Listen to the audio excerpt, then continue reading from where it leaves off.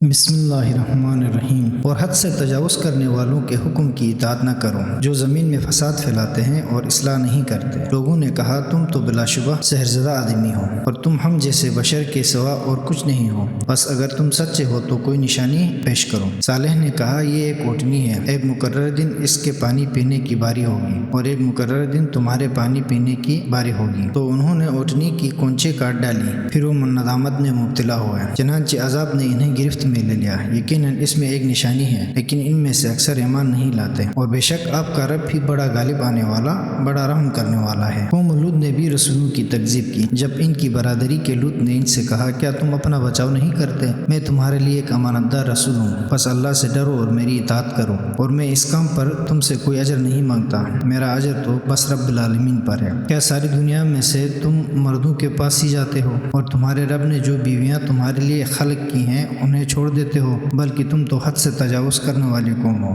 وہ کہنے لگے اے لوط اگر تو باز نہ آیا تو تجھے بھی ضرور نکال دیا جائے گا۔ لوط نے کہا میں تمہارے اس کردار کے سخت دشمنوں میں سے ہوں، میرے رب مجھے اور میرے گھر والوں کو ان کے برے کردار سے نجات عطا فرما۔ چنانچہ ہم نے انہیں اور ان کے تمام اہل خانوں کو نجات دی، سوائے ایک بڑھیا کے جو پیچھے رہنے والوں میں رہ گئی۔ پھر ہم نے باقی سب کو تباہ کر کے رکھ دیا اور ان پر ہم نے بارش برسائی، بس تنبیہ شدہ لوگوں پر یہ بہت بری بارش تھی۔ یقیناً اس میں ایک نشانی ہے، لیکن ان میں سے اکثر لوگ ایمان لانے والے نہیں، اور یقیناً آپ کا رب بھی بڑا غالب آنے والا، رحم کرنے والا ہے۔ ایکا والوں نے بھی رسولوں کی تکذیب کی۔ جب شعیب نے ان سے کہا کیا تم اپنا بچاؤ نہیں کرتے؟ میں تمہارے لیے ایک امانت دار رسول ہوں، بس اللہ سے ڈرو اور میری اطاعت کرو، اور اس کام پر میں تم سے کوئی اجر نہیں مانگتا، میرا اجر تو صرف رب العالمین پر ہے۔ تم پیمانہ پورا بھرو اور نقصان پہنچانے والوں میں سے نہ ہونا، اور سیدھی ترازو سے تولا کرو، اور لوگوں کو ان کی چیزیں کم کر کے نہ دیا کرو، اور زمین میں فساد پھیلاتے مت پھرو، اور اس اللہ سے ڈرو جس نے تمہیں اور گزشتہ نسلوں کو پیدا کیا ہے۔ انہوں نے کہا تم تو بس سحرزدہ ہو اور تم تو بس